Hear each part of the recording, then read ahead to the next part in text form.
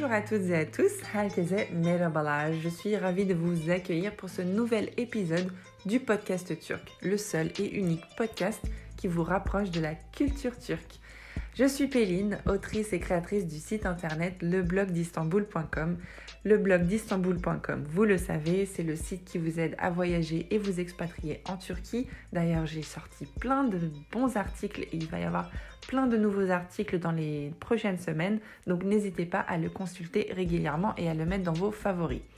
Alors aujourd'hui, je suis extrêmement heureuse d'enfiler ma casquette d'intervieweuse car je vous fais découvrir avec Séverine son aventure de l'expatriation en Turquie et plus précisément dans la région d'Izmir. Alors tout d'abord, elle est partie à Izmir avec sa petite famille, ses 2 enfants et son mari. Et petit à petit, elle s'est rapprochée de Çeşme et aujourd'hui, elle vit à Çeşme.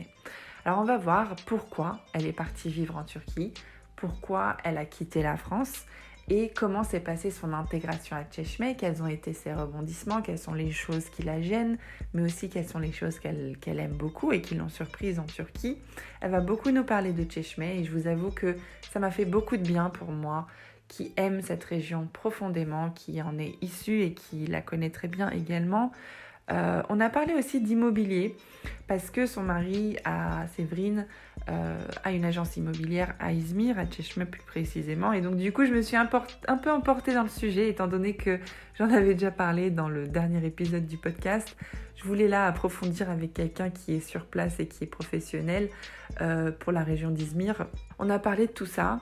Et je suis sûre et certaine qu'après cet épisode, vous allez avoir envie de faire vos valises et de partir. Et je m'en excuse d'avance. En tout cas, je vous laisse avec l'interview. N'hésitez surtout pas à mettre vos commentaires et à me dire ce que vous en avez pensé. Et si vous avez des questions, mettez-les en dessous. Et pour toutes les informations dont nous parlerons dans l'épisode et pour les contacts de Séverine, vous pouvez aller voir dans la barre d'infos. D'ailleurs, j'y ai mis sa chaîne YouTube parce que oui, elle a une chaîne YouTube. On en parle à la toute fin de l'épisode. Allez, bonne écoute. Est-ce que tu peux nous dire qui tu es, un petit peu ton contexte, où est-ce que tu habitais du coup et où est-ce que tu habites maintenant? Alors bonjour Péline, bonjour à tous je m'appelle Séverine, j'ai 44 ans, je suis mariée, j'ai 2 enfants, donc j'ai un fils qui a 14 ans et une fille qui a 12 ans et je suis française d'origine, donc je suis née en France, mes parents sont français, j'ai toujours vécu en France et depuis peu, j'ai décidé de m'installer en Turquie avec ma famille, donc avec mon mari et mes enfants et nous habitons actuellement sur Çeşme. Donc, quand nous étions en France, on habitait en région parisienne, donc dans le 93, limite 77, puisqu'on habitait à côté de l'aéroport de Roissy-Charles de Gaulle, pour ceux qui connaissent. Et donc, voilà, on a décidé de changer de vie et on est parti vers la Turquie. Est-ce que tu peux nous dire quelle a été ta plus grande peur ou ta plus grande crainte lorsque tu as décidé de quitter un pays comme la France pour aller vivre dans un pays comme la Turquie? Alors, en fait, le contexte dans lequel on est parti, c'était que on avait tous les deux des postes à haute responsabilité. Donc, on en avait un petit peu, on vivait un peu pour le travail, en fait. C'était un peu du 24 heures sur 24. Et entre-temps, on a eu aussi pas mal voilà, dans notre entourage, de déclarations de grandes maladies, de choses comme ça, de longues maladies, que ce soit au niveau des collègues, au niveau de la famille. Moi, j'ai perdu une tante dont j'étais vraiment très, très, très proche d'une longue maladie. Et en fait, le fait de vivre tout ça, après, c'est peut-être la crise de la quarantaine aussi, je ne sais pas, mais ça nous a remis un petit peu ça nous a fait nous poser des questions, en fait, et on s'est dit, on ne sait pas ce que demain sera fait, du coup. Et en fait, on s'est dit, bah, on va changer de vie. Et au départ, on voulait partir en province parce qu'on devait avoir une mutation en province, chose qui ne s'est pas faite. Et Mhm. donc, on s'est dit, ben, on va partir en Turquie puisque c'est notre rêve. Ça faisait depuis toujours, on disait, on ira en Turquie pour la retraite, comme beaucoup de gens peuvent le dire maintenant. Mhm. Et donc, le jour où on a pris la décision, ben, on s'est dit, allez, banco, on y va, on l'achète, on part en Turquie. Alors, la plus grande peur, c'est un peu la peur de l'inconnu parce que même si on connaissait la Turquie, mon mari est turc, mais on venait en Turquie que pour les vacances. Venir en vacances et partir y vivre, ça n'a rien à voir. Et donc, cette peur un peu de l'inconnu, notamment au niveau du travail, puisque nous avions tous les deux un travail sur la région parisienne, nous avions une maison, nous avions des voitures, enfin le schéma classique de la famille classique qui travaille. On lâche tout, quoi. On n'avait pas, voilà, on n'avait pas de travail, enfin, notamment pour moi, parce que mon mari avait eu une proposition, puis finalement, c'est soldé, ça ne s'est pas fait quand on est arrivé ici. Et aussi, et puis aussi le côté un peu santé. Moi, ça me faisait un peu peur parce que quand on va en vacances, on n'est pas forcément confronté. Bon, des fois, il y a toujours les petits bobos, mais quand on part avec des enfants, en fait, je pense que si on était parti que nous, adultes, on ne se pose pas ce genre de questions. Et avec des enfants, je me disais, mon Dieu, est-ce que le système de santé est bien? Enfin, voilà, toutes ces choses que peut-être des parents peuvent se poser, la santé, l'éducation. Bizarrement, ça me faisait pas trop peur parce que j'ai des neveux et des nièces qui vivent en Turquie et je sais un petit peu comment ça se passait au niveau de l'éducation, au niveau de l'école. Mais ouais, les plus grandes peurs, c'était plus peur, vais-je trouver un travail? Et puis quel est le système de santé en Turquie? Voilà, c'était mes deux plus grandes peurs en fait. Mais est-ce que ton mari il a fait des réponses à ce niveau-là? Parce que ton mari est né en Turquie, il me semble. Oui, alors mon mari est né en Turquie, mais en fait, on a quitté la Turquie, enfin, il a quitté la Turquie il y a 24 ans. Et la Turquie, en 20 ans, elle s'est énormément développée. Donc, on s'est rencontrés, mon mari et moi, il y a 24 ans. Moi, je travaillais pour un groupe français dans le tourisme, et donc j'étais envoyée par le groupe français en Turquie. Donc, j'ai travaillé quasiment 2 ans en Turquie il y a plus de 24 ans de ça. Et c'est d'ailleurs là que j'ai rencontré mon mari. Donc, on a habité 2 ans. On faisait des saisons, en fait, on changeait d'endroit tous les 6 mois. On faisait des saisons dans les hôtels.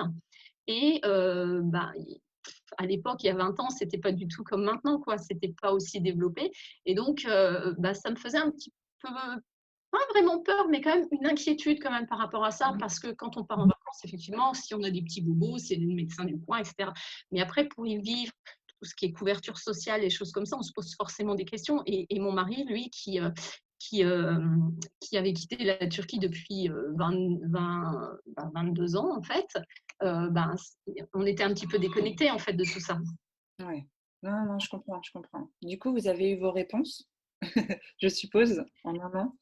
Oui, oui. Ah ben, on a été très très vite mis dans le bain parce que quand on a décidé de déménager, donc on est arrivé, 15 jours après notre arrivée ici, mon fils a fait une crise d'appendicite. Ouh Donc là là. il a fallu, c'est même plus qu'une crise puisqu'il a fallu l'opérer en urgence au bout de 15 jours. Donc c'était le cadeau de bienvenue en fait. Donc là, on a été carrément immergés, mais tout de suite sur le fond du problème. Et maintenant, je suis super rassurée parce que quand ça s'est passé, on l'a emmené bien évidemment aux urgences, hôpital public. Et là, en ce moment, je ne sais pas si les gens savent ou pas, mais il y a une énorme politique de développement au niveau de la santé en Turquie. Et donc, il y a plein de réhabilitations d'hôpitaux. Ils construisent beaucoup de nouveaux hôpitaux, etc. Et j'avoue qu'on est arrivé sur Eskişehir. Et mon fils s'est fait opérer à Eskişehir et j'ai été bluffée, mais vraiment littéralement bluffée par le système de santé publique en Turquie. Ouais, ouais, ouais. Il a été pris en charge, il a été super bien pris en charge et je sais que moi je compare toujours un peu à la France parce que je connais plus le système en France. Et quand on est arrivé, donc ça faisait 15 jours qu'on était là, on n'avait pas encore fait toutes les démarches au niveau sécurité sociale, etc. Et en fait, mon mari étant né en Turquie et ayant travaillé il y a plus de 20 ans en Turquie, avait cotisé à ce qu'on appelle la SGK, la sécurité sociale turque. Et de ce fait, du coup, mon fils ayant la double nationalité, donc, a pu bénéficier automatiquement des droits sociaux, en fait, des droits de santé. Et donc, même si on n'avait pas encore fait tous les papiers, l'hôpital a été super arrangeant. Ils nous ont, le lendemain de l'opération, ils nous ont arrangé tous les papiers, les trucs. On a signé des trucs. Ils nous avaient préparé tout le dossier pour que le dossier au niveau de la sécurité sociale soit ouvert. Et au final, il a été pris en charge. Tout a été pris en charge. On n'a rien déboursé. Je sais qu'en France, moi je suis maman, donc il avait que 13 ans, donc je suis restée avec lui 5 jours à l'hôpital. Je sais qu'en France, quand il y a des accompagnants, c'est toujours un peu compliqué, où il y a des frais supplémentaires. J'ai dormi dans sa chambre, ils m'ont mis un lit, j'avais mes plateaux repas, tout ça. Tout a été pris en charge. Et même au niveau de l'opération, au niveau des soins, enfin, honnêtement, j'ai été bluffée. Et quelque part, ça m'a rassurée parce que je me suis dit, c'était une de mes grandes peurs. Et pour le coup, est-ce que c'est le destin ou pas? Pour le coup, on a été tout de suite immergés dans le fond du problème. Et ça m'a vraiment rassurée. Je suis bluffée par le système de santé en Turquie. Ouais. Oui, c'est marrant parce que effectivement, on ne peut pas leur enlever ça aux Turcs. Déjà, le concept de famille est très important. Donc, le fait que tu sois accompagnante, je pense que c'est attendrissant. C'est pas, enfin, ils font pas des problèmes pour ce genre de trucs, les Turcs. En plus de ça, le fait que vous soyez étranger, je pense ils ont eu cette responsabilité de bien s'occuper de vous. Et en plus de ça, effectivement, il y a beaucoup, beaucoup d'investissements qui sont faits dans les infrastructures médicales en Turquie. C'est un des pôles que le gouvernement veut énormément développer.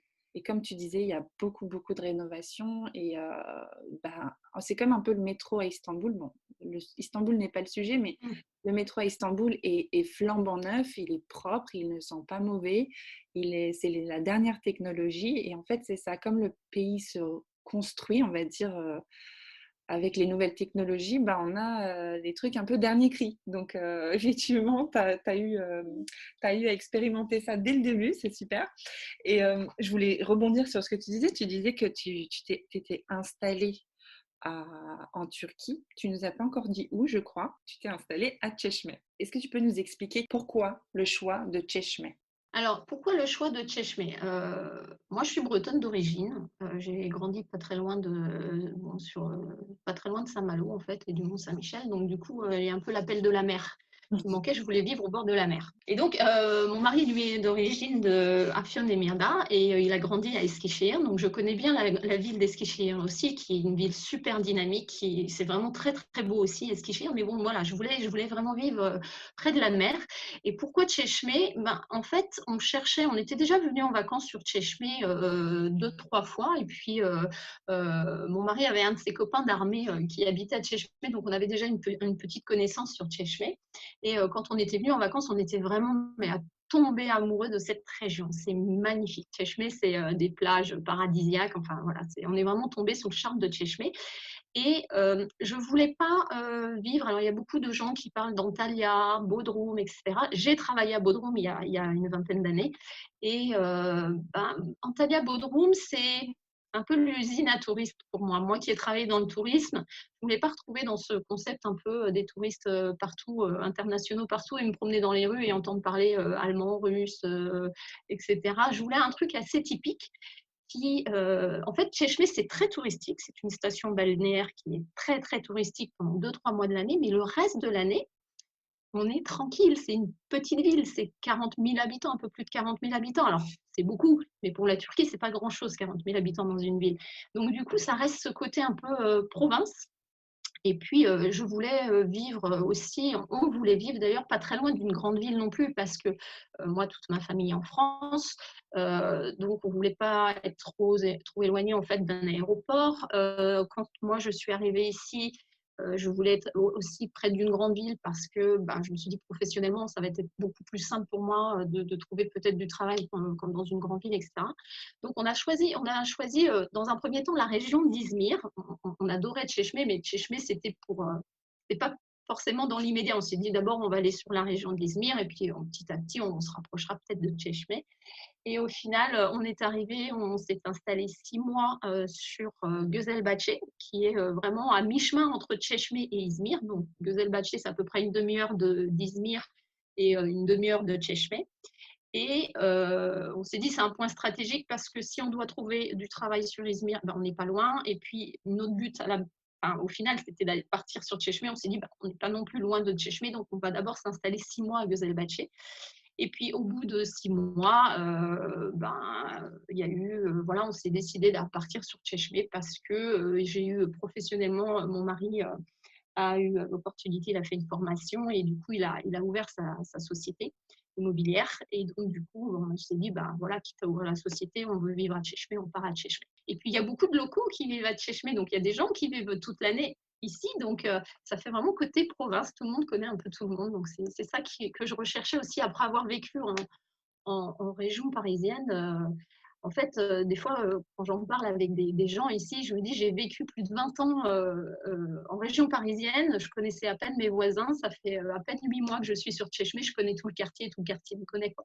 Donc, voilà, c'est ça que je recherchais, un peu ce côté social aussi. C'est pour ça aussi qu'on a quitté aussi la France. On voulait retrouver un côté un peu vivre, tout simplement, parce que métro, boulot, dodo, on a fait ça plus de 20 ans. Voilà, on voulait s'échapper un peu de tout ça et Tchéchmé, c'était le bon compromis, en fait. Est-ce que tu peux nous parler de tes amitiés? Est-ce que tu arrives à te faire des amis turcs, tout d'abord? Je ne sais pas quel est ton niveau de turc exactement, donc c'est une question à se poser. Et aussi, est-ce que tu arrives à communiquer avec eux? Est-ce que tu trouves qu'il y a par exemple des différences socioculturelles qui t'étonnent ou t'empêchent en fait de créer des liens ou, voilà. Est-ce que tu peux me parler un peu de tout ça et de ta vie quotidienne avec les Turcs de Tchéchmé? Alors, les Turcs de Tchéchmé, il faut différencier il y a 2 types d'habitants à Tchéchmé. Il y a les habitants qui vivent ici à l'année et il y a aussi les habitants qui viennent en saison. C'est-à-dire qu'il y a beaucoup de personnes d'Istanbul, d'Ankara ou de grandes villes ou un peu partout de la Turquie qui viennent juste pour la saison touristique, juste pour l'été, hein, juillet-août, voilà, juin, juillet-août. Donc, en général, ces personnes-là, on n'a pas trop de contact parce que c'est beaucoup de gens qui ont des résidences secondaires, qui ne cherchent pas forcément à se mélanger avec les locaux, etc. Ils viennent en vacances. Il faut savoir que Tchéchmé, c'est quand même une station balnéaire qui est très, très, très prisée. Donc, il y a pas mal de jet set qui débarquent à Tchéchmé l'été. Donc, ce n'est pas forcément avec ce genre de personnes qu'on va avoir des contacts. Par contre, quand on a les locaux, hein, sans être, voilà, les locaux, les gens qui vivent ici à l'année, bah, j'ai réussi, ouais, j'ai eu la chance de trouver un travail ici en tant qu'enseignante, en fait, en professeur de conversation dans un collège privé. Et donc, du coup, bah, les premiers contacts, ça a été bah, avec les collègues d'abord, les collègues turcs. Donc, j'ai été accueillie, mais à bras ouverts. Donc, yabancı geliyor, l'étrangère arrive, comme on dit ici. Mais voilà, c'est jamais péjoratif. Quand ils parlent de yabancı, ici, c'est pas péjoratif comme on peut des fois l'entendre, le sous-entendre en France, quoi. Ici, c'est toujours bienveillant. Et les gens, ne sachant que je parle pas super bien turc, je me débrouille un peu dans le quotidien, mais c'est vrai que j'ai jamais pris de cours en fait. Ça va faire maintenant 24 ans que je suis avec mon mari. Le seul turc que j'ai appris, c'est vraiment en étant au téléphone, des fois avec ma belle famille, avec ma belle-sœur, ma belle-mère, où je l'ai pratiqué peut-être quand on allait en vacances l'été, allez, 2 semaines l'été, 2 semaines par an. Et donc, je comprends, je le comprends, mais je ne maîtrise pas tout ce qui est grammaire, tout ça. Je n'ai jamais pris de cours, donc je pioche 2, 3 petits mots comme ça et j'essaye de faire mes phrases. Donc, heureusement, ça s'améliore avec le temps parce que vivant ici, j'ai à cœur de bien maîtriser le turc.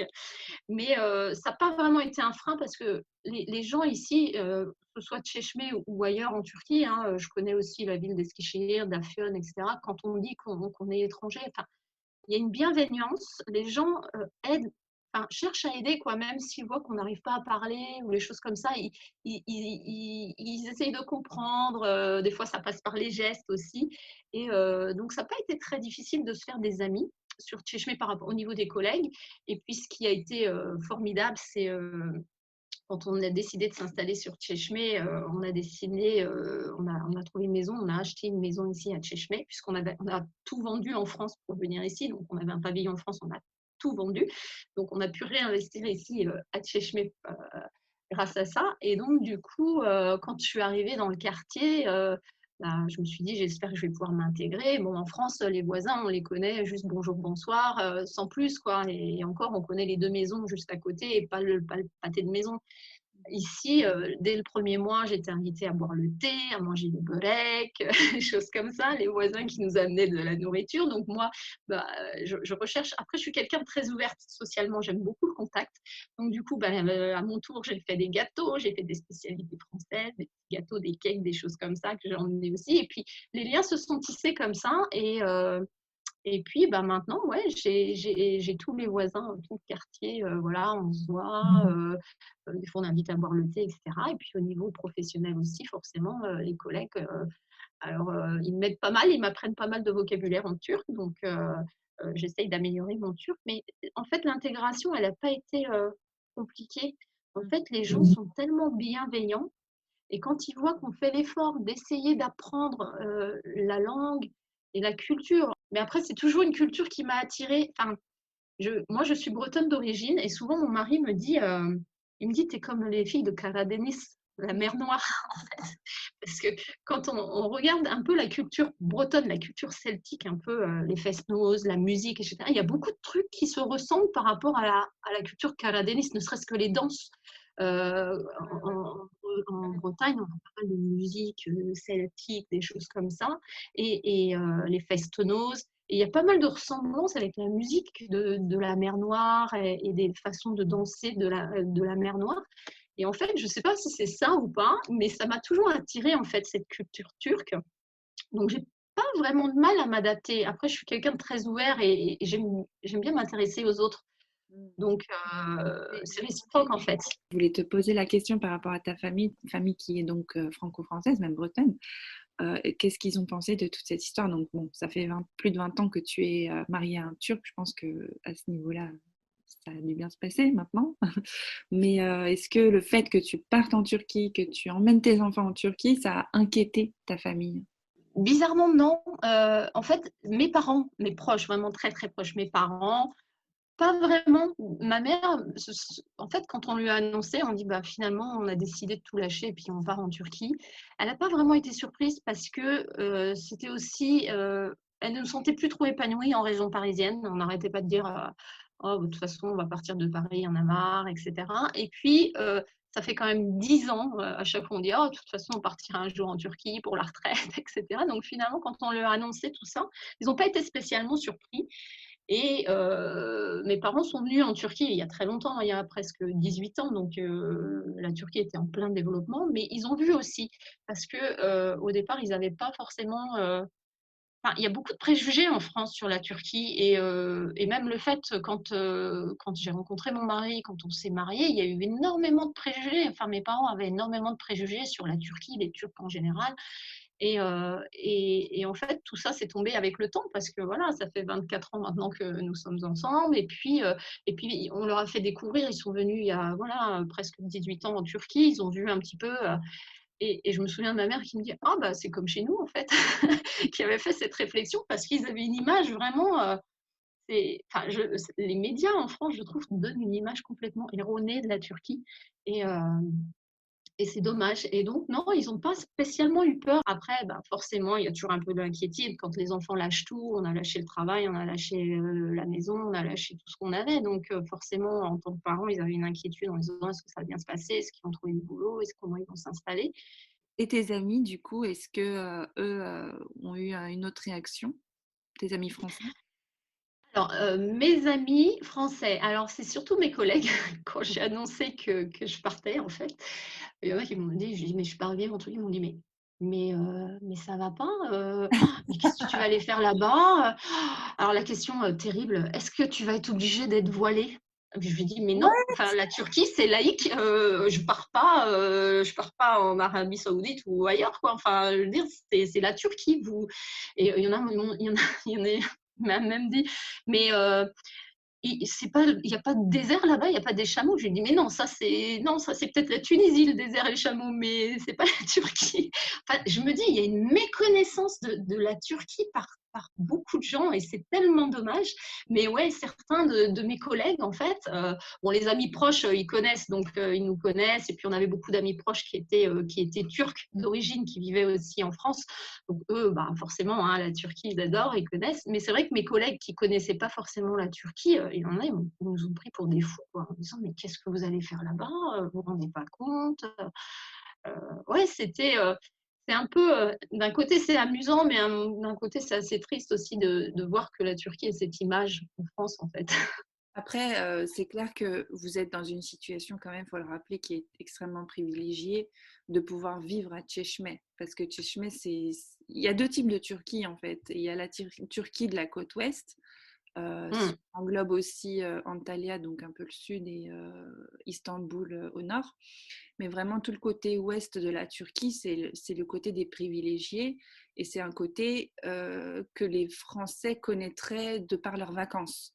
Mais tout le reste de la Turquie, qui est la vraie Turquie, la Turquie anatolienne, tout à l'heure on parlait de Karadeniz, on parlait de Ankara, tu parlais d'Ankara. Voilà, c'est des endroits complètement différents de Çeşme. Et d'ailleurs, c'était une question que je me posais. La vie à Çeşme est nettement différente de la vie, par exemple, à Trabzon, tu vois. Est-ce que tu penses que tu aurais autant pris de plaisir à t'installer dans une autre ville qui n'est pas forcément au bord de la mer euh, que Çeşme? Après, je connais aussi les autres villes en Turquie. Voilà, Afyon, je connais pas mal. Afyon, c'est quand même réputé pour être assez conservateur. Afyon, c'est une ville aussi où c'est agréable de vivre. Après, il y a un petit peu. Ouais, la Turquie reste quand même laïque. Donc, je me dis, moi, j'ai des nièces et des neveux qui habitent sur Afyon. Ils ont exactement la même attitude qu'on peut avoir certains jeunes sur Tchéchmé, quoi. Je veux dire, s'ils veulent sortir, si ils font leurs études, etc. Même si la région d'Afyon est assez conservatrice, elle est réputée comme ça. Après, moi, je voulais vivre au bord de la mer. Je connais très bien Eskişehir aussi, qui est l'intérieur des terres. Et Eskişehir, mais c'est une modernité, c'est une ville universitaire. Les jeunes sont dynamiques. Enfin, Eskişehir, je trouve, bizarrement, je la trouve même plus branchée que Çeşme, quoi. Et, Il et y a beaucoup pourtant, de terres à Eskişehir. oui. Et voilà, Eskişehir, c'est quand même dans les terres. Et je trouve Eskişehir plus branché que Çeşme. Mais après, est-ce que je me serais plus vivre à Eskişehir? Ouais, je pense. Je me serais vraiment plus vivre à Eskişehir. Bon, après, nous, on voulait vivre au bord de la mer, mais on parlait d'Antalya, etc. Pour moi, Antalya, c'est pas la Turquie, quoi. Antalya, c'est pas la Turquie. Il y a beaucoup trop d'internationaux qui même vivent à l'année là-bas. Pour revenir à Çeşme, certes, c'est privilégié parce que Çeşme, c'est vraiment la station balnéaire très prisée en Turquie, mais c'est privilégié pendant 3 mois de l'année. Après, il y a quand même les locaux qui vivent ici et il y a des locaux qui ont une vie tout à fait modeste et c'est pas forcément bling bling toute l'année. En fait, c'est bling bling pendant les saisons touristiques, mais le reste de l'année, ça reste quand même très, comment on peut dire, très modeste en fait. Mhm. Ouais, je vois. Du coup, est-ce que tu pourrais nous dire, par exemple, ce que tu trouves un peu dérangeant chez les Turcs pour contrebalancer tous ces compliments et ce bon côté de la Turquie qui est indéniable? Est-ce qu'il y a des choses qui vraiment, au quotidien, après presque un an à vivre en Turquie, te saoulent, quoi, tout simplement? Alors, il y a plusieurs petites choses, hein, c'est jamais très grave, quoique il y en a une, ce serait bien s'ils pouvaient l'améliorer. La première chose, ce qui m'horripile le plus, c'est celle-ci, je pense qu'il faudrait qu'ils améliorent vraiment, c'est l'écologie. C'est Ah, le non-respect de l'environnement, quoi. Nous, on habite quand même au bord de mer et même, voilà, je connais même l'intérieur de la Turquie. Enfin, je suis allée à Pamukkale, j'ai fait la Cappadoce. Enfin, la Turquie, c'est tellement beau. Ils ont un trésor dans les mains, les Turcs, et ils n'y font pas attention au niveau de l'écologie. Quand on voit les nombres de déchets par terre, les papiers, les sacs en plastique, et ça m'horripile en fait. Et j'ai même une petite anecdote sur Tchéchmé, c'était on était en pleine saison, hein, donc je ne sais pas d'où venait la dame, c'était une touriste visiblement. Donc il faut savoir qu'à Tchéchmé, il y a beaucoup de touristes turcs aussi. C'est aussi pour ça que je me suis installée là-bas parce que je voulais pas trop de touristes internationaux, je voulais vraiment être immergée dans la culture turque. Bon, il y a beaucoup de touristes turcs qui viennent l'été, c'est plus turc qu'étranger au niveau des touristes.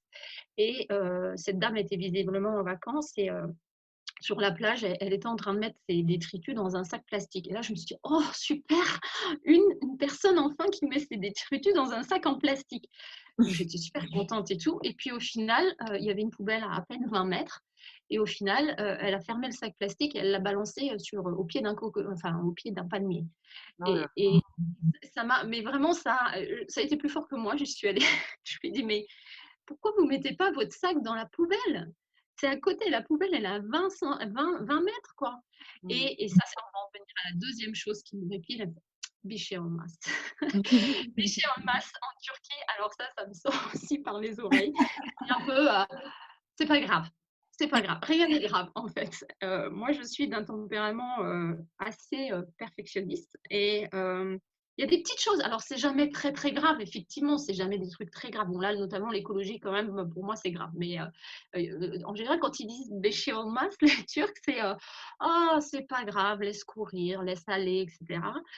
Anecdote, on a fait des travaux à la maison, on a commandé toutes les fenêtres en blanc, on a tout peint en blanc, ils nous ramènent des interrupteurs beige. Et donc je dis: «Bah non, ça va pas, beige ça va pas, il faut blanc».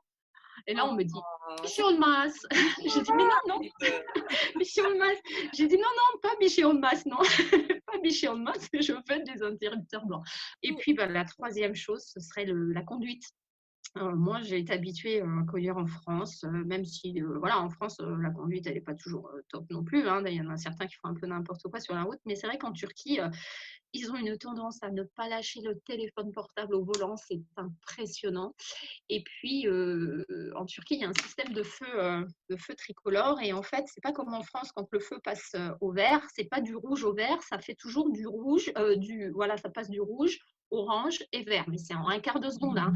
Alors, souvent, à peine le feu orange est allumé, le vert n'est pas encore allumé, que vous avez toutes les voitures derrière vous qui font tut tut tut tut, genre vas-y, avance, avance. Donc, ça, ouais, c'est peut-être plus les petites choses qui m'horripilent un peu, mais c'est jamais très, très, très grave. Ouais, je pense, le plus important, ce serait ouais, s'ils pouvaient faire un peu plus attention aux trésors qu'ils ont au niveau de l'environnement, parce que c'est tellement beau et de voir toutes ces belles natures, tous ces beaux endroits gâchés par des papiers qui traînent, des choses comme ça. C'est vraiment dommage. Ce serait plus la chose améliorée en mon sens, en fait, en Turquie.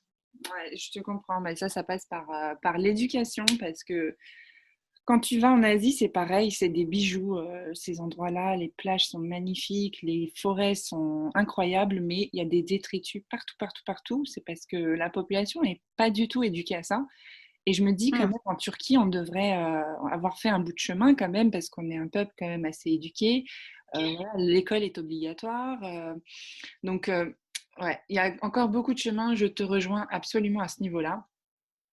Donc, Après, je pense que les futures générations, enfin, moi je travaille actuellement dans un collège et on les sensibilise à ça. Ils ont pas mal de poubelles où ils trient en fait le plastique, les choses comme ça, mais ça reste dans les écoles et puis je pense que c'est mis en place depuis peu, certainement. Donc peut-être on peut espérer que les futures générations auront ce réflexe-là, mais c'est vrai que les générations précédentes n'ont pas du tout ce réflexe, quoi. écoute, du coup, tu me parlais tout à l'heure de ton mari qui a une agence d'immobilier. Il a fait une formation bah, là où vous êtes installé, à Tchechmé. Et donc, du coup, vous avez une agence immobilière à Tchechmé. Alors, moi, personnellement, j'ai grandi à Izmir, étant donné que mon père est originaire d'Izmir. Et je passais une bonne partie de mes étés entre Tchechmé et Seferihisar. Et donc, du coup, j'ai des tantes qui ont des maisons là-bas. Et le dernier épisode que j'ai fait d'ailleurs du podcast turc, c'était sur l'immobilier. Donc on va recouper tout ça un petit peu parce que je parlais du fait que bah, toutes ces zones-là ont vraiment pris en valeur énormément. Et parce que nous, notre maison, elle est à Izmir dans le centre. Et on voulait la vendre pour acheter peut-être une maison au bord de la mer du côté de Tchechmé. Alors ma tante, elle est plutôt du côté de Çeşmealtı. Je pense que tu vois où c'est. Ouais. Et nous, voilà, entre Kuşburnu et Çeşmealtı, même peut-être aller jusqu'à Güzelyalı, mais vraiment en dernier recours, on se disait, on trouvera sûrement quelque chose pour le budget. Puis finalement, bah, les prix ont triplé en 3 ans. Donc, du coup, je voulais que tu me donnes ton ressenti là-dessus, que tu m'expliques un peu où vous en êtes vous, et que tu me dises, est-ce que c'est toujours intéressant et possible d'acheter à Tchechmé sans exploser le budget? Alors, toujours intéressant, oui, et d'autant plus, encore plus maintenant, j'ai envie de dire. Parce que là, on a le phénomène Covid-19 qui est là. Et il y a de plus en plus, en fait, de personnes qui souhaitent investir donc dans la pierre en fait. Et donc sur Tchèchme, les prix sont en train de flamber.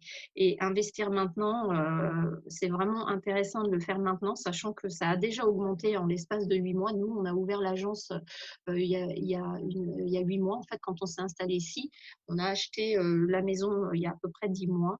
Et la maison qu'on a achetée actuellement, là, en l'espace de 10 mois, elle a triplé. Voilà, sa valeur a triplé quasiment.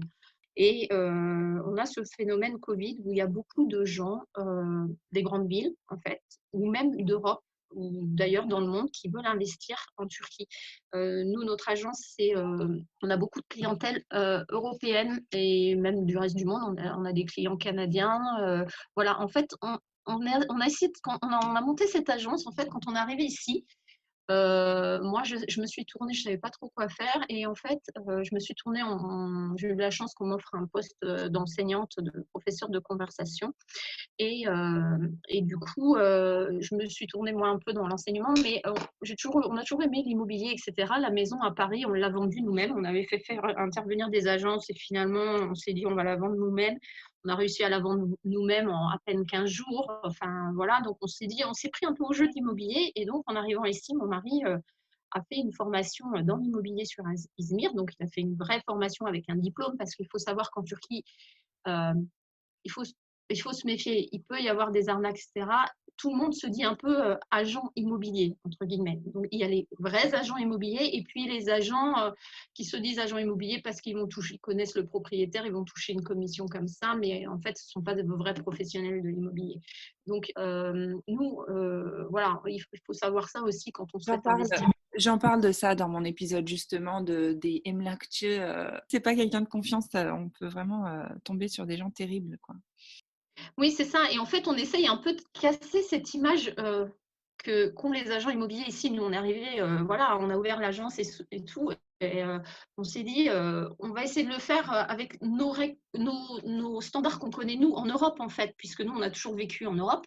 Et donc, on est arrivé ici en disant, non, nous, on va faire les choses bien, voilà, les trucs. Et c'est vrai que les mentalités, des fois, sont assez compliquées à changer. Donc, on prospecte pas mal en France, puisque moi, j'ai ouvert une chaîne YouTube où je raconte un petit peu mon expérience, le fait d'être venu en Turquie, pourquoi on a tout quitté, etc. Et donc, par le biais de cette chaîne, on a réussi à prendre contact avec certaines personnes ont pris contact avec nous et on a pas mal de clients en fait, intéressés, de gens qui sont intéressés pour venir soit investir en Turquie ou venir même vivre en Turquie.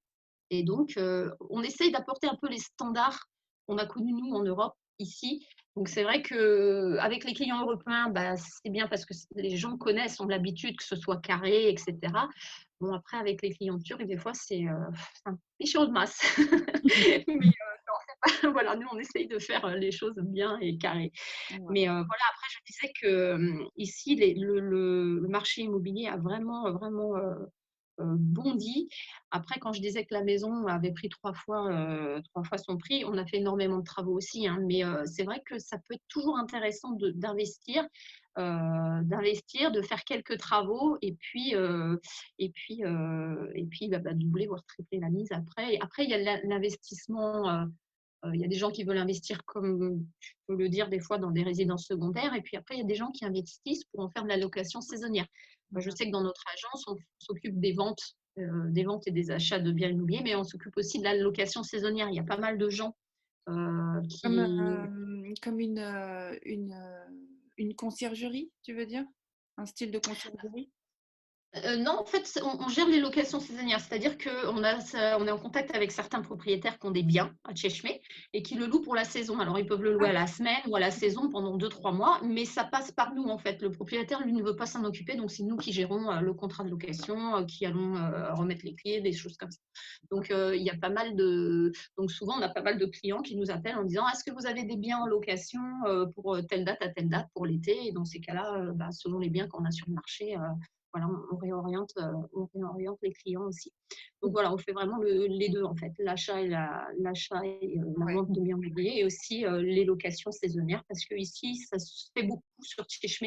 Alors bizarrement, il y a quelques locations à la semaine, mais ça se fait beaucoup ici en Turquie. Je ne sais pas si c'est partout dans toute la Turquie. Mais ici, il y a beaucoup de locations carrément à la saison. Les gens louent pour 2 ou 3 mois ou un mois entier en fait. C'est les locations à la semaine, bizarrement, c'est pas trop répandu. C'est beaucoup plus sur des plus longues durées en fait. Est-ce que tu peux nous renseigner sur, vraiment de manière très grossière, hein, sur si quelqu'un veut acheter une maison aujourd'hui, hein, on parle vraiment de aujourd'hui, donc on est en février 2021 pour ceux qui écoutent. Mhm.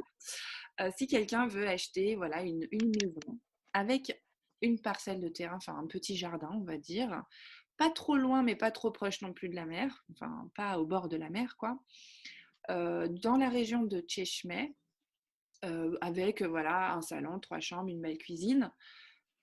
Quel serait le budget? Après, comme tu dis, la situation du bien est super importante. Tout dépend si c'est dans la périphérie de Çeşme ou dans Çeşme même. Sur Çeşme, je parle de Çeşme même, hein, une maison avec 3 chambres et un petit jardin sans la vue sur mer, sans rien, les prix démarrent vers 1 700 000, 1 800 000, mais c'est souvent des biens avec travaux où il faut faire énormément de travaux dedans, etc. Parce que il peut y avoir des maisons qui montent jusqu'à, il n'y a pas de limite en fait, c'est ça le problème, il n'y a pas de limite, Il n'y a pas ça de peut monter, limite mais pour après, ça. Je suis d'accord parce que je me suis renseignée cet été et l'été dernier, mon Dieu, mais c'est incroyable comme les prix peuvent aller jusqu'à des 5, 6, 7 millions quand c'est des très très très belles villas. Mais du coup, quand tu dis 1,7 million prix de départ pour une maison à Çeşme avec travaux, ça fait quoi? Ça fait 300 000 euros à peu près ou 400 000 euros? 1,7 million, c'est à peu près 200 000 euros. Après, il faut compter ouais, les travaux, il faut faire au moins, ouais, après, ça fait une maison comme ça, c'est au moins, je sais pas, 200. Je prends l'exemple d'un de nos voisins, on a vendu leur maison. Un de nos voisins a acheté une maison à 1,5 million. Il a fait quasiment presque facile, plus de 50 000 euros de travaux, mais maintenant, sa maison, elle a triplé, quoi. Mhm. Donc, Est-ce que c'est euh, facile de rejoindre une maison comme ça? ben, ça dépend. Sur Tchèchmé, ouais, assez parce que, comme je disais, avec le contexte Covid, il y a beaucoup de demandes et Ouais. pas forcément beaucoup de biens. Donc, Mhm. du coup, c'est aussi ce qui fait un petit peu flamber les prix, c'est qu'il y a beaucoup de demandes et pas forcément beaucoup d'offres. Ouais. Donc, les prix ont tendance à augmenter.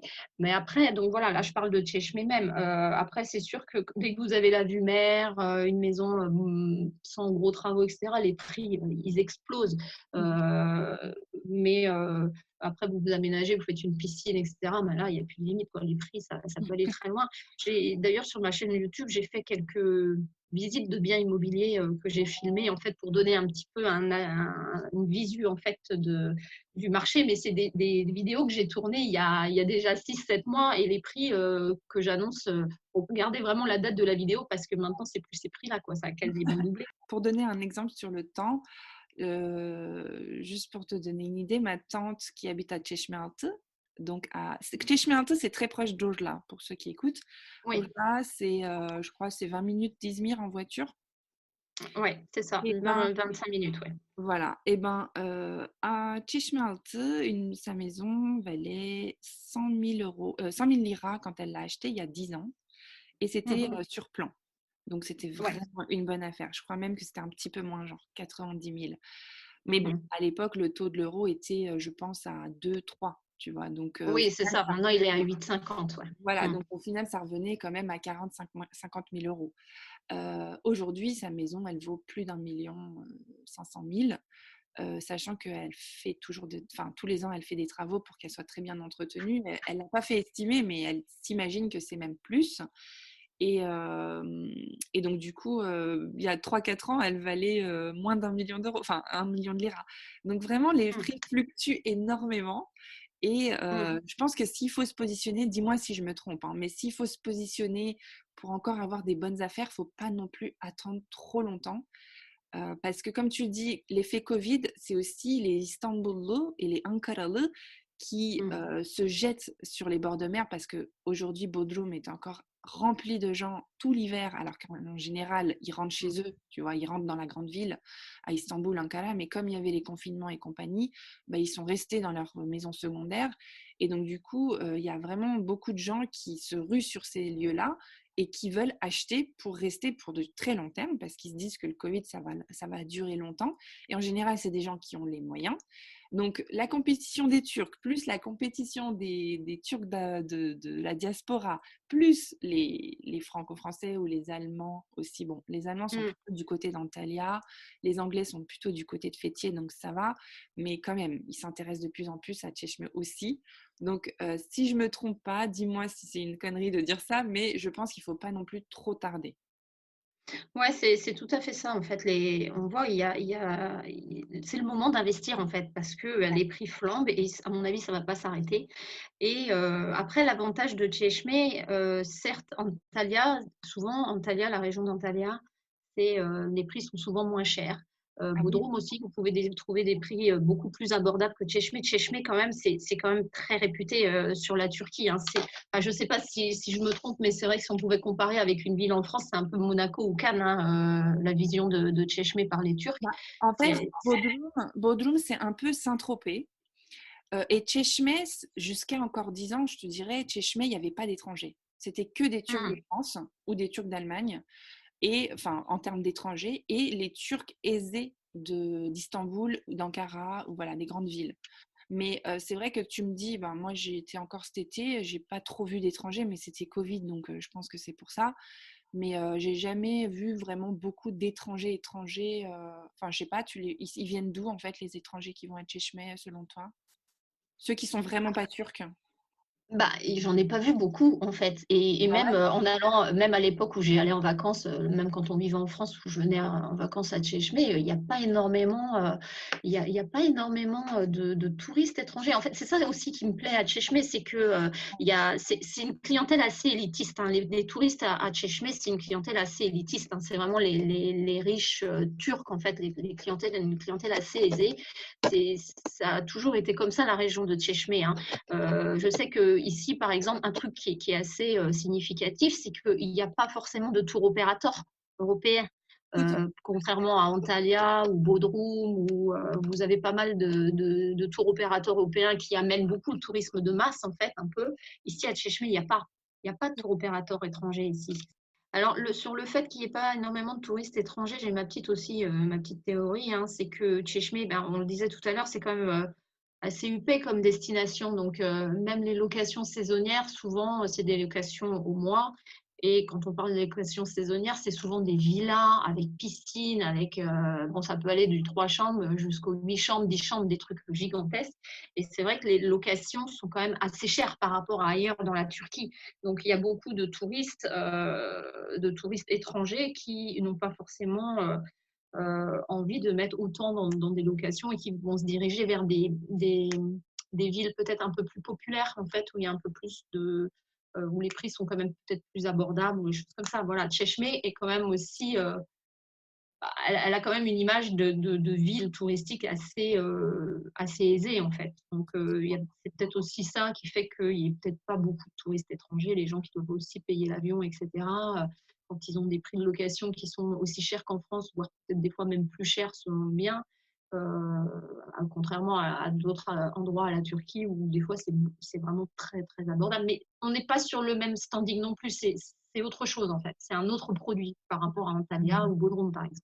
En fait, tu vois, je me posais la question justement de pourquoi, parce que depuis moi que je suis petite, et j'ai 30 ans, plus de 30 ans aujourd'hui, pourquoi est-ce que depuis que je suis petite, Tchechme a toujours eu cette image d'endroit un peu huppé. Et l'autre jour, je me suis dit, c'est peut-être parce que les infrastructures ne sont pas extrêmement développées en fait, du côté de la péninsule de Tchechme par rapport, si on compare à Antalya, où, comme tu disais, les tours opérateurs, Hmm. etc., ont mis la dose pour pouvoir Hmm. promouvoir, etc. Et donc, du coup, aujourd'hui, un Allemand, bah, il va aller à un all-inclusive, et c'est ce qu'il aime Ouais, maintenant, parce qu'il a été mais habitué bien à sûr. ça aussi. Tchechme, c'est pittoresque, quoi. Il n'y C'est a ça. pas de gros hôtels. À Tchechme, il y a peut-être deux grands hôtels, mais encore, c'est même pas. Ouais. Ils cassent pas le paysage, quoi. C'est beaucoup de petites criques, c'est beaucoup de plages, il y a la montagne au loin, vers Carabono, on voit la montagne Et de puis, il faut Carabono. avoir une voiture, par exemple. Il faut avoir une voiture si tu veux te déplacer dans la région de la péninsule, quoi. c'est vrai que oui, dans ces cas-là, il faut louer des voitures, des choses comme ça. Mais après, ce qui fait aussi le succès de Chechmé, c'est que, comme tu disais, c'est pas le tourisme de masse, c'est pas bétonné de partout, c'est très pittoresque. Et puis, c'est à échelle humaine, en fait. C'est à Ouais. échelle humaine. Et puis, il y a mais les plages sont magnifiques. On a voyagé partout dans le monde. J'ai fait vraiment énormément de pays. Et il y a des paysages que je retrouve à Chechmé, que j'ai vus à l'île Maurice ou que j'ai vus à Cancun au Mexique, quoi. Il y a des criques, mais mon Dieu, c'est magnifique. Est-ce que tu peux nous donner le nom de ton coin préféré, une plage, une crique, voilà, un bon plan, quoi? Il y a un petit endroit que j'adore, c'est fait plein de calcaire. Je sais plus comment, c'est Dikili, je crois que ça s'appelle. C'est pas Ah, très loin de Chechmé, c'est à peine 10 minutes de Chechmé. C'est comme une petite plage, petite crique, Délécliqueuil, je crois que ça s'appelle. Pas Dikili, oui, c'est Délécliqueuil. ça. Le paysage est tout blanc avec du calcaire et tout ça, c'est magnifique. Et puis, il y a plein de petites plages, il y a des petites criques comme ça, je ne sais pas trop les noms, mais en fait, en prenant une voiture, il faut suivre le long de la mer et puis on s'arrête. Il y a des petites criques partout, c'est magnifique. Et Ouais. il y a ces grandes plages qui sont connues comme la plage d'Ilija, il y a la plage de Pianlanta plage, Altunkum. Ce sont des grandes plages qui sont très connues et qui sont juste magnifiques. Faut surtout pas y aller l'été.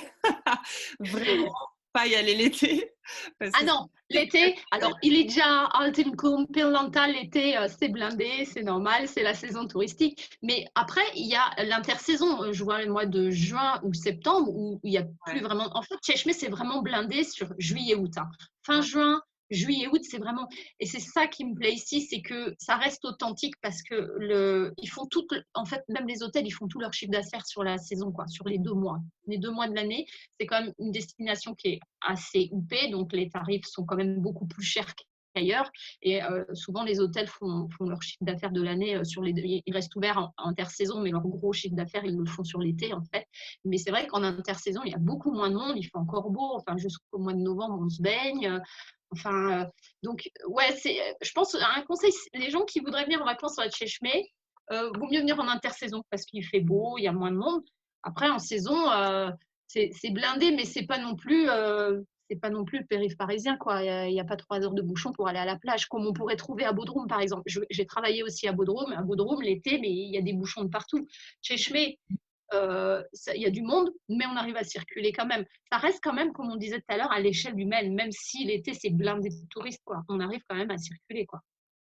et si tu devais donner, et je pense qu'on terminera là-dessus, après on parlera de ta chaîne YouTube, et si tu devais donner un conseil à quelqu'un qui voulait plutôt s'installer du côté de Çeşme, ou même que ce soit à Çeşme ou en Turquie en général, est-ce que tu aurais quelque chose à dire à ces personnes-là? Un dernier conseil Bah, peut-être? s'installer en Turquie, si c'est un rêve, j'ai envie de dire, il faut suivre ses rêves, mais il ne faut pas foncer tête baissée non plus. Mm. Je sais que nous, notre projet, on est venu ici, on l'a réfléchi, hein, ça fait 10 ans qu'on disait un jour on va y aller, un jour on va y aller. Après, ce qu'il faut prendre en compte aussi, c'est est-ce qu'on vient seul ou est-ce qu'on vient avec des enfants. Nous, nos enfants, en plus, on est arrivé, ils étaient en préadolescence, donc on s'est dit si on le fait, c'est maintenant, parce que dans 2, 3 ans, ben, on ne l'aurait peut-être pas fait parce que les enfants, ils ont une vie sociale. Enfin, faire bouger des ados, c'est un peu plus compliqué. Avant de prendre cette décision, on a fait un conseil de famille, si je puis dire. On a réuni les enfants, on leur a dit est-ce que vous voulez qu'on parte, on a envie de partir, qu'est-ce que vous en pensez, etc. Tout le monde était d'accord pour partir. C'est pas facile de changer de vie, même si on en est arrivé. C'est un projet qui se prépare. C'est pas un truc, hop, on claque des doigts et on dit on lâche tout. Certes, on a tout lâché, ça c'est sûr. On a lâché le travail, on a lâché les situations qu'on avait. Voilà, on avait une très bonne situation en France et on a tout lâché pour repartir à zéro. C'est pas facile de repartir à zéro, mais ça se prépare parce que il faut faire attention. On a beaucoup de chaînes YouTube, etc., qui disent oh, venez vivre en Turquie, la vie n'est pas chère, etc., etc. La vie en Turquie, elle n'est pas plus facile qu'ailleurs. Certes, les personnes, peut-être les retraités qui ont des rentes en euros ou des personnes qui ont un salaire en euros avec un contrat étranger, peut-être, oui, là, la vie, elle est facile. Mais tout lâcher pour prendre un travail turc avec un contracteur, etc., c'est pas plus facile de vivre en Turquie qu'ailleurs, quoi. Donc, il faut pas. La vie en Turquie, elle est belle, mais il ne faut pas non plus s'imaginer qu'on va venir et on ne va pas travailler parce que quelqu'un qui vient vivre à l'année ici, il ne vient pas en vacances. Enfin, moi, c'est le conseil que je peux donner. Moi, j'ai quitté Paris. Et je le regrette, mais depuis que je suis arrivée en Turquie, je ne me suis jamais levée une seule journée en regrettant d'être venue ici. Mais je travaille, enfin voilà, il faut savoir que si on déménage, si on change vraiment de vie, bah, il faut accepter aussi la culture du pays. Il ne faut pas arriver, parce que j'ai fait connaissance de quelques Français qui viennent et viennent dire oh ouais, pourquoi c'est comme ça, chez nous c'est pas comme ça. Il faut s'adapter, il faut pas non plus venir cocorico, moi je suis français, je vais changer ça, etc. Non, il faut s'adapter à la façon de vivre, il faut le savoir, c'est une culture qui est aussi différente, il faut s'adapter. Et, euh, et puis, faut surtout, enfin, faut travailler, quoi. On se la coupe pas douce, quoi. Je vous dis, à moins que il y a beaucoup de retraités qui viennent, donc ils ont leur retraite en euros, etc. Donc là, forcément, la vie elle est vraiment facile, mais faut travailler. Mais je n'ai jamais regretté ma décision. On vit beaucoup mieux. On n'avait pas cette qualité de vie. Ici, on a une qualité de vie, surtout une vie sociale, quoi. Moi, c'est ce qui me manquait le plus en France. Ma famille est en Bretagne, la famille de mon mari en Turquie. On a une vie sociale qu'on n'a plus en France. Moi, le système ne me convenait plus en France. Alors, ouais, on peut tout quitter, mais ça se prépare. Il ne faut absolument pas foncer tête baissée, quoi. Il faut un temps d'adaptation. Pourquoi pas peut-être louer. Nous, c'est ce qu'on a fait, hein. Au début, on n'a pas acheté tout de suite. On a loué pendant 6 mois. On a essayé d'abord de voir un petit peu la région, voir ce qu'on pouvait faire professionnellement, etc. Donc, c'est pas... il y a beaucoup de gens qui m'écrivent via la chaîne YouTube et ils me disent oh ouais c'est super, moi aussi je veux venir vivre. Souvent je les mets en garde, je dis attention, c'est pas des vacances. Voilà, l'épisode est terminé. Si vous êtes encore là, alors là déjà bravo, je vous applaudis. Merci beaucoup d'avoir écouté cette interview. N'hésitez pas à mettre un pouce bleu si vous écoutez sur YouTube. Et si vous écoutez sur une appli de podcast, n'hésitez pas à noter le podcast. Je vous remercie beaucoup pour votre fidélité. Ça me fait chaud au cœur, ça me motive à continuer ces épisodes pour vous faire découvrir la Turquie. En attendant un prochain épisode, je vous dis à très bientôt. Görüşürüz.